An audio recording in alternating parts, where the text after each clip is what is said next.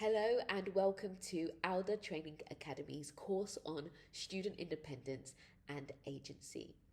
By the end of the course, you will gain 12 practical strategies that you can implement into your classroom straight away. If you have any questions about the session or the content within it, please feel free to email us at info@ata.ae.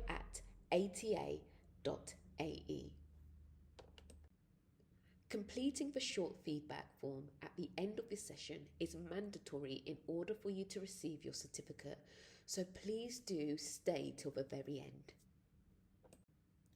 So what will our journey look like today in our session? Number one, we aim to understand the research behind independent learning and the place of independence and agency within the UAE Inspection Framework. Number two, we aim to evaluate independent learning strategies, and then after this session, it's on you to implement the independent learning strategies into your upcoming lessons and resources based on what you learned today. Okay, so before we get into it, I want you to reflect on what independent learning looks like in your own classroom by answering the following questions. Number one, what does independence mean to you? Number two, what is working well in terms of independence in your current classroom? Number three, what are the challenges you face in terms of independence in your classroom? And then number four, how do we create independent learners? You can answer these questions in your notepad or on the Padlet. The link to the Padlet can be viewed here as a form of a QR code. Simply scan the QR code and click on the plus symbol to add your comment. Please pause the video so that you have time to answer those 4 questions within the Padlet or within your notebook. So what does the UAE Inspection Framework say? According to the UAE framework, outstanding learners are self-driven, reflective and independent problem solvers. Section 1.3 in the ADEC framework evaluates the learning skills of students, and the key component of this is independent learning. You can have a deeper read of section 1.3 after the session via the Padlet, which can be accessed through the QR code. The framework suggests the following ways to evidence student independence. Number one, goal setting and reflection. Students set personal learning goals, use progress trackers, and complete short reflection logs or exit tickets to evaluate what strategies helped them learn best. Number two, questioning and connections. Students ask higher order questions or utilize thinking routines such as what, so what, now what to deepen understanding. Number three, ownership and choice. Students choose how to present their work, for example, mind map, bullet point notes, infographics, podcast or an essay, and they are able to select resources independently and use technology purposefully, for example, research databases, AI tools, or digital portfolios. Number four, peer collaboration and feedback. Students lead parts of group discussions, peer assessments using rubrics and provide constructive feedback that helps others improve while refining their own work. Number five, application and transfer. Students apply skills in unfamiliar or cross-curricular contexts. They are able to justify their conclusions with evidence and revise work independently after feedback to show improvement and resilience. By the end of today's session, you should leave with concrete ways to evidence student independence in lessons. So we've looked at what the UAE Inspection Framework says around independence. We're now going to explore what does research say around independence. Research shows that independence comes after knowledge and not before it. Research also shows that what often looks like teacher-led learning often lays the foundation for future independence. True independence may take years, and real independence happens when you learn effectively outside the classroom. Skipping over the fundamental need to explain, model, and scaffold in order to demonstrate the preferred method of minimal teacher talk and independent learning for its own sake may have done more to damage children's education than any other single idea, says Daisy Christodoulou, who's an accomplished researcher. The paradox is that you don't become independent by just doing independent tasks. Independence is the outcome of good teaching, not always the method. Daisy Christodoulou, who I've mentioned before, is an author and researcher and a director of education in an AI feedback company. This is her thoughts around independent learning. I will give you 40 seconds to read it. However, if you need more time, please feel free to pause the video.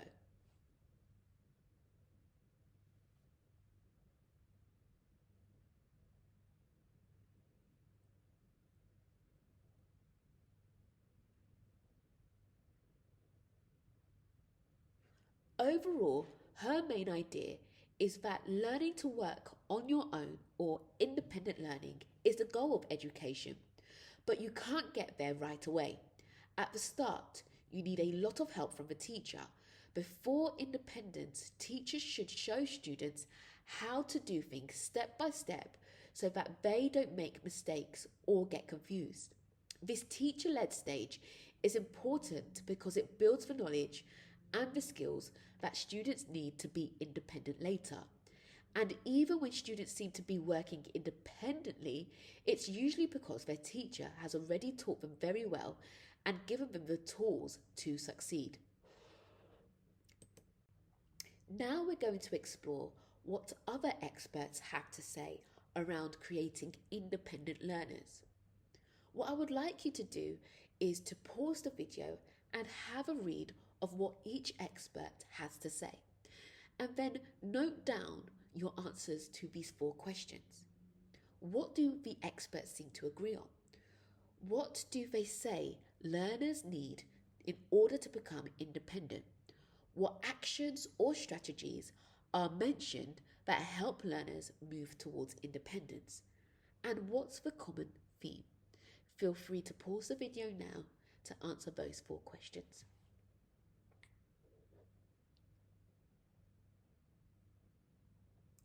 Overall, experts agree that independent learning involves teacher guidance. Learning is a bit like cause and effect. One thing leads to another.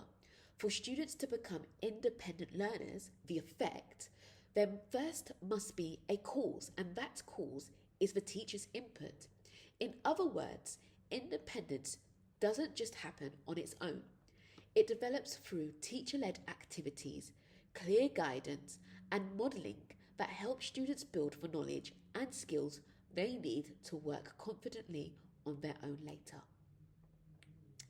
Independent learning doesn't mean being left alone. It means being equipped with the right tools, habits, and support so that you can eventually learn without always needing a teacher. Independence starts with guidance. So for independent learning to be birthed, there needs to be 6 ingredients. Number 1, guidance and modelling first. Teachers explain, scaffold, and show examples before expecting independence. Number 2, knowledge foundations. Learners need enough background knowledge to think for themselves. Number 3, metacognition. Being able to plan, monitor, and reflect on your own learning. Number 4, motivation and regulation. Setting goals, staying focused, and persevering. Number 5, opportunities to practice. Gradually taking on more responsibility with support slowly reduced. And then number 6, feedback and reflection. Learners need to know what's going well and what they need to improve. These ingredients are what are needed in order to birth independent learning, and we're going to look at them in closer detail as we move on throughout the course. So we've now accomplished Our first objective, which is to understand the research behind independent learning and the place within independence within the UAE Inspection Framework. Therefore, if you are able to answer why is it important to create independent learners, what do researchers agree on about how independent learners are developed, and according to the UAE Inspection Framework, what should an independent learner look like and demonstrate within a lesson? If you can answer all those three questions, you've achieved our first objective. We are now going to look at strategies for developing independent learners.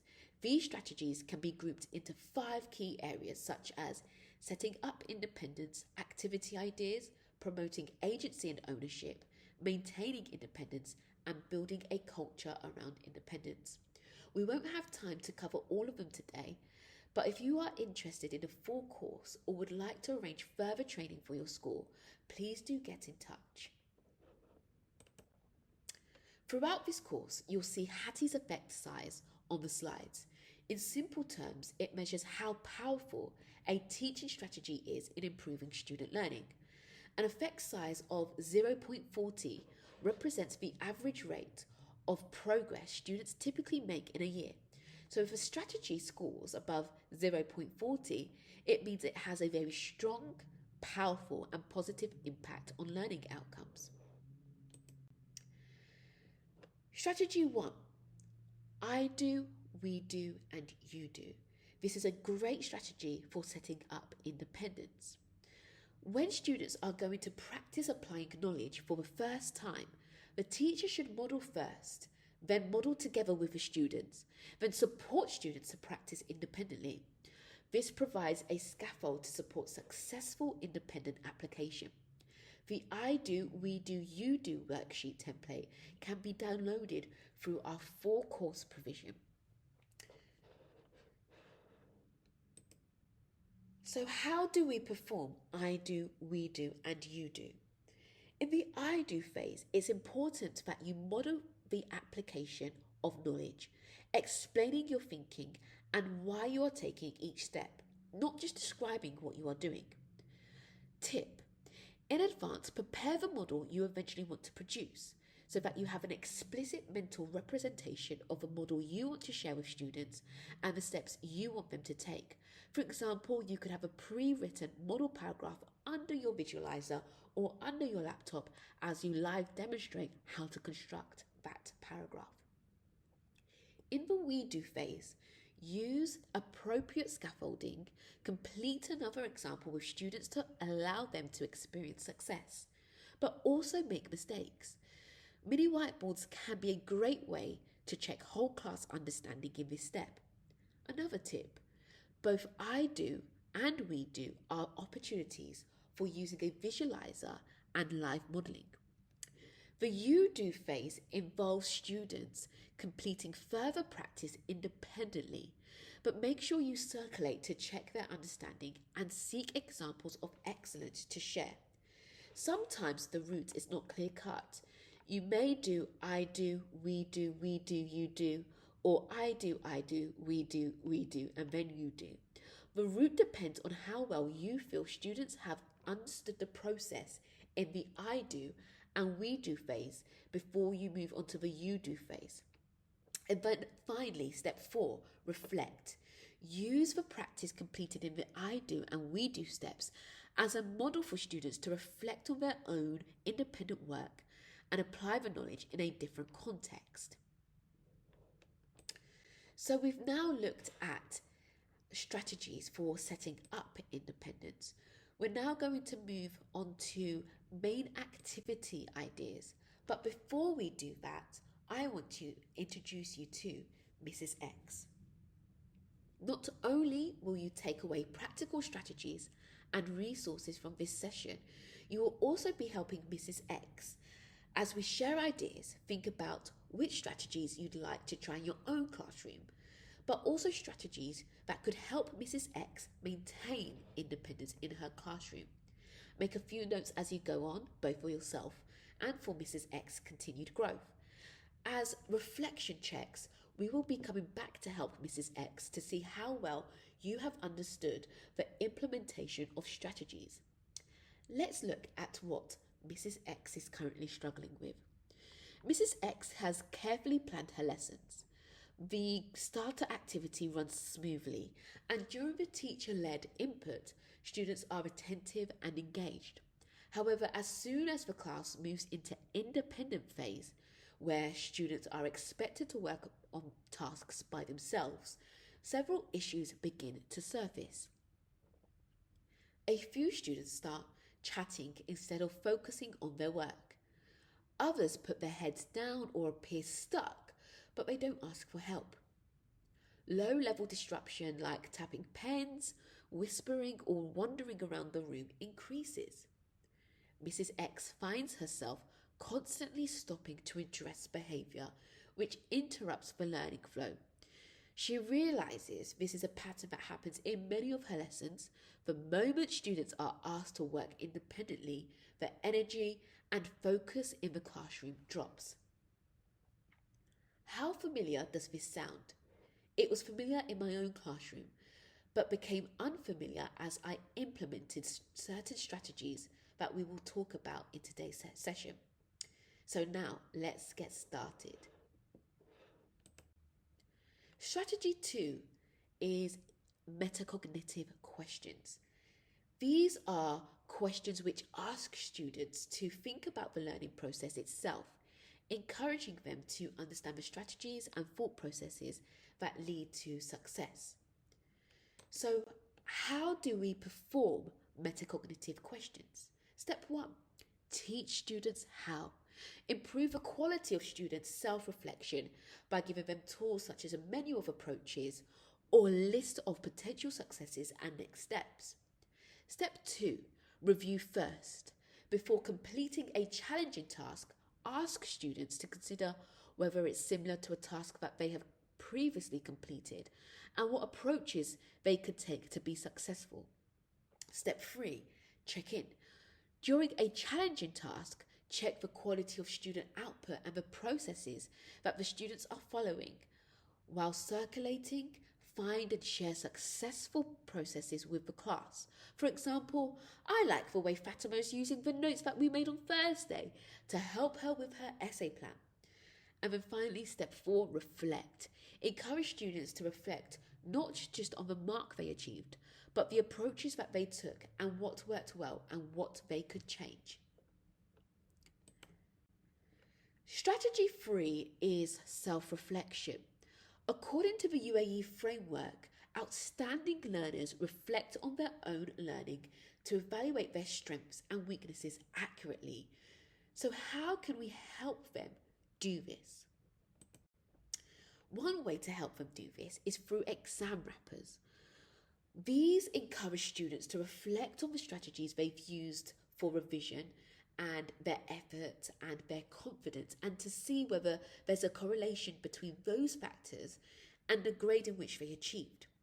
Exam wrappers help students focus on their errors, understand the impact of skipping questions, and engage in target setting based on reflection for each question.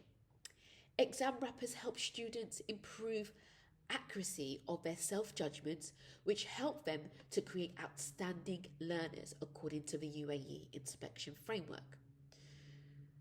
Tip: print the exam wrappers on a brightly coloured paper, for example yellow, and place it within students' books. This makes self-reflection visible to observers or inspectors during lesson observations. Another strategy is through progress booklets. This booklet was used with my Key Stage 3 students for their summative assessments. It's designed to make the process of progress, feedback, reflection, and self-improvement explicit and visible, not only to students, but also to parents and lesson observers. So how does it work? Students use it to reflect on their own performance and identify strengths and weaknesses from the feedback. They are also expected to act on teacher feedback. Why is this booklet important? This resource helps students take ownership of their own learning and shows clear evidence of independent reflection. It also supports meaningful conversations with parents about progress and ensures that teachers and observers can see how students are actively acting on feedback to make measurable improvements.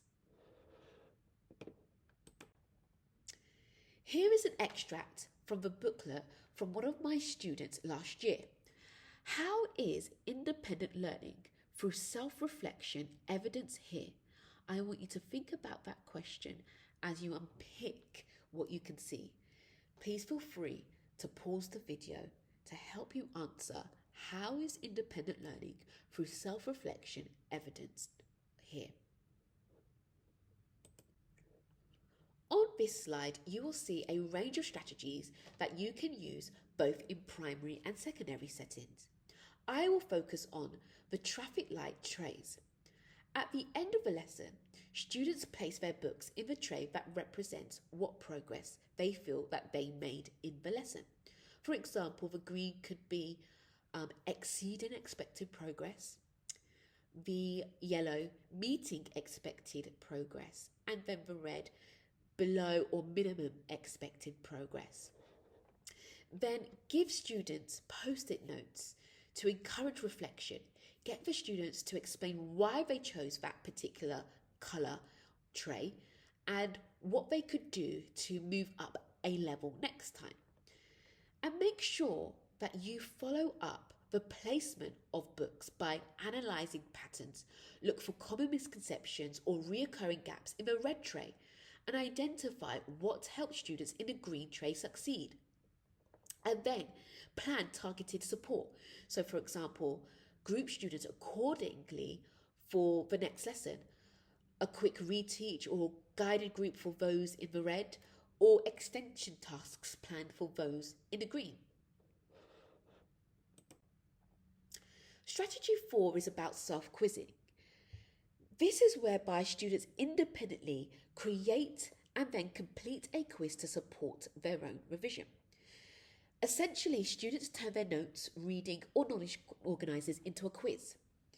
They then cover their notes and try to answer their own questions from memory. This works brilliantly as a challenge or extension task for students who finish early, and it's also an excellent revision activity to strengthen recall and understanding. Here's what it looks like in practice. Here is an example of my students' notes. They cover them up and then they answer their own questions on a mini whiteboard. Afterwards, they mark their own answers using their notes. Or, alternatively, this can be done as a peer quizzing verbal activity. Strategy 5 is checklists. Provide students with a checklist that gives them a clear guide to the key knowledge and skills they need to tackle in terms of independent tasks. It helps them understand exactly what to do and work independently towards mastery, and use the checklist to reflect on and improve their own work. My biggest tip would be to make sure that the checklist accounts for the limits of students' working memory. Therefore, don't try to have more than 4 steps within your checklist. Strategy 6 is Harkness discussions. The Harkness discussion is a student-led dialogue method whereby learners sit in a circle or shoehorn shape, or at least facing each other. They discuss ideas collaboratively. Instead of the teacher directing, students take ownership, questioning, challenging, and building on each other's thinking. It develops critical thinking, communication, and confidence, making learning deeply analytical and reflective.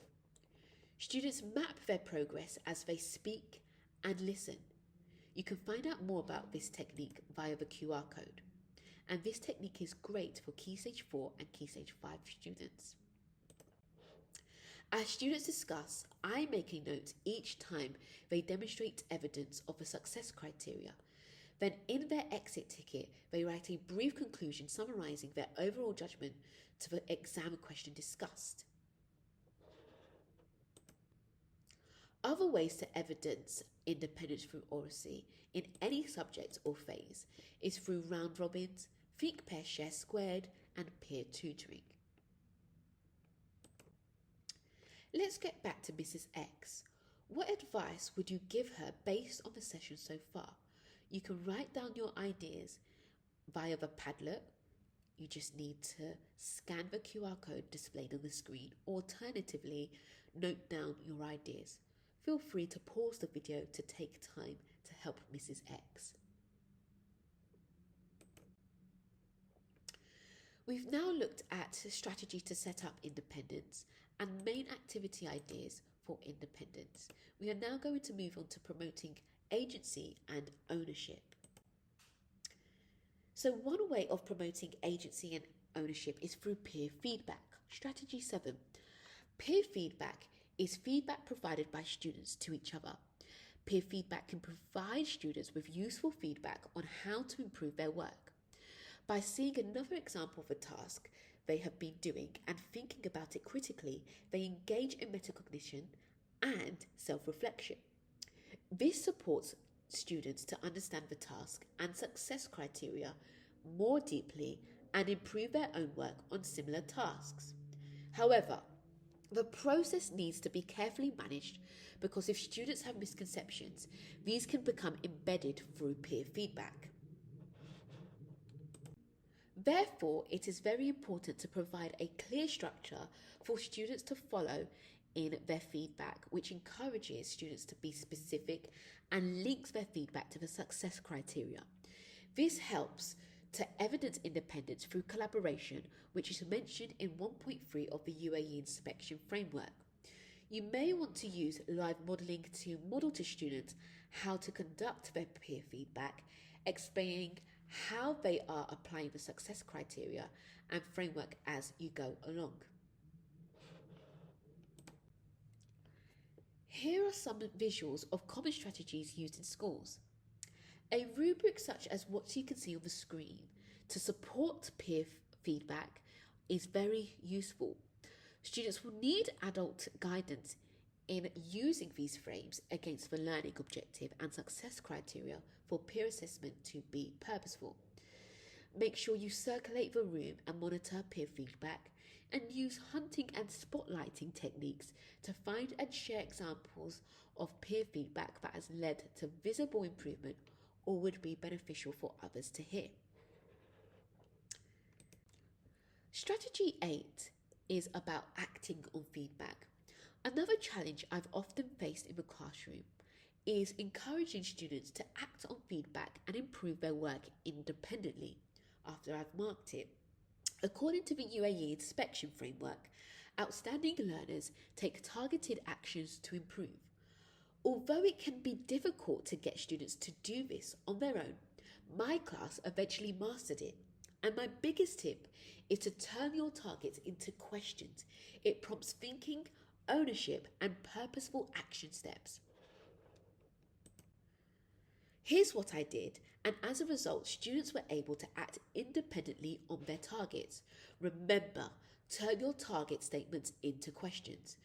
Students often already have the answers within their previous work, helping them take ownership of improvement without relying on the teacher. It's important to note that some of the questions I use are metacognitive questions to help students think and act independently and arrive at the correct answer or process on their own. Another way to get students acting on feedback is through audio feedback, which you can explore via Quicker.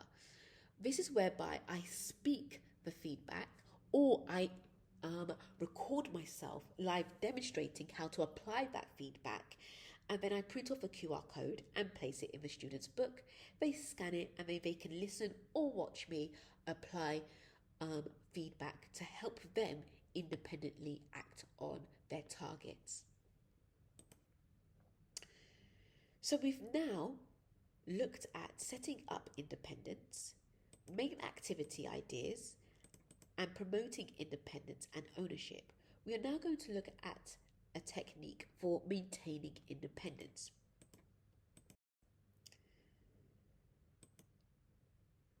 One way to maintain independence is through the use of periscope. This is a technique for actively scanning and being seen by students to scan the classroom. Being able to see what is happening in the classroom is an incredibly powerful tool for teachers, as it allows us to intervene quickly to correct errors or off-task behaviours. However, we need a way of doing it which is also efficient and lets students know that they are accountable, and using Periscope is a great way to achieve this. So how do we perform Periscope? Step 1, position. Choose a position, usually in the corner of a room, that enables you to scan the whole room with a minimum amount of head movement. Make sure you're doing this at the front of a room so that students can see that you are looking at them.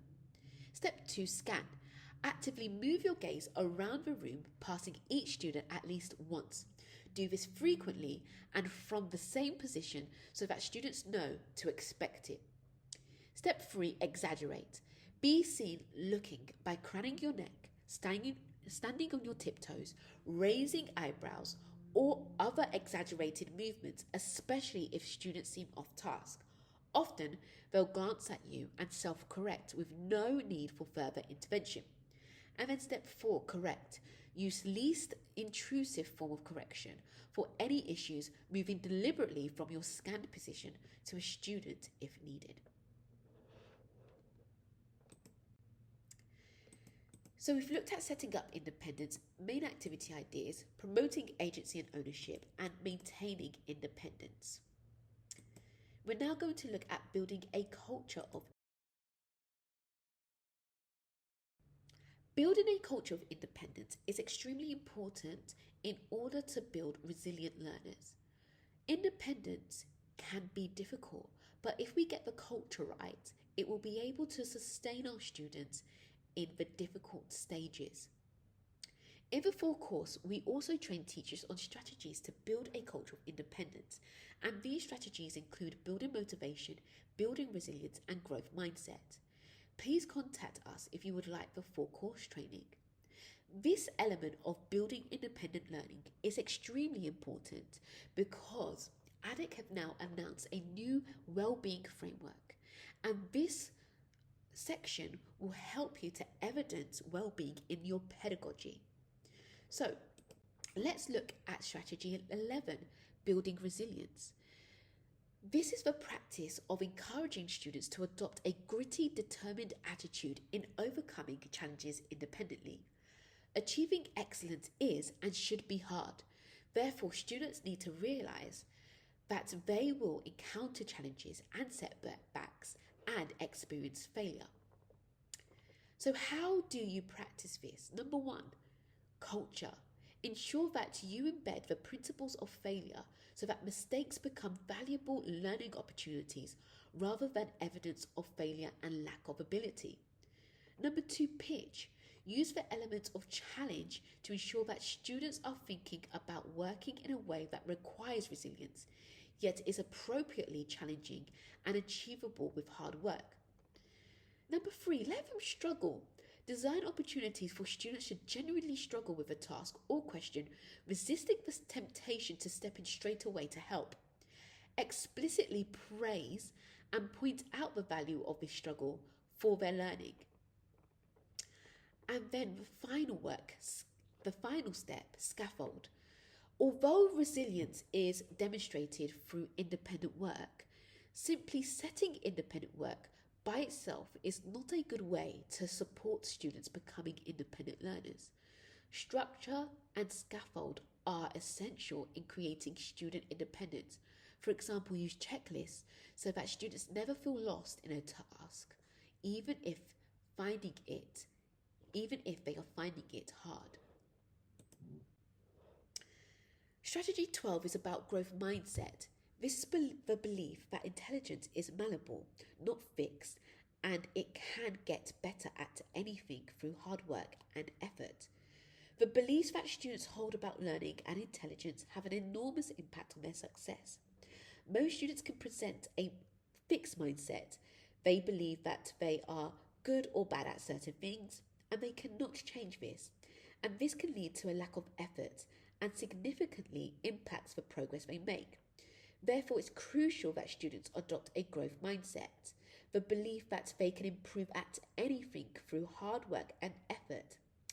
As teachers, our own beliefs about what students can achieve, more specifically the language we use and the actions we take, have a significant influence in how they think about themselves and their learning.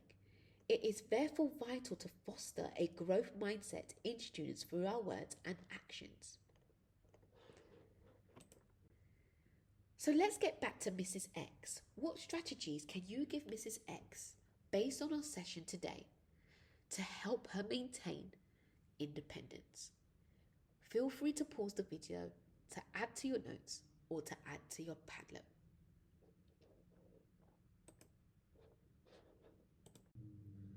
The full course includes all of these activities and techniques that you can see on the screen, along with resource templates, concrete exemplar videos showing the strategies in actions, and much more.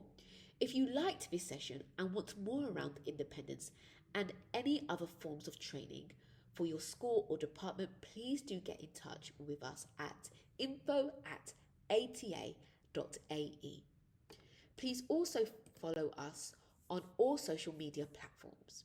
You can scan the QR code which takes you to our LinkedIn page, Instagram page, YouTube page, and Facebook page.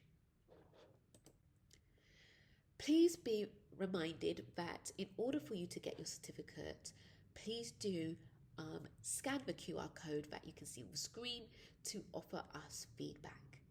Thank you very much for joining, and we hope that you found this session useful.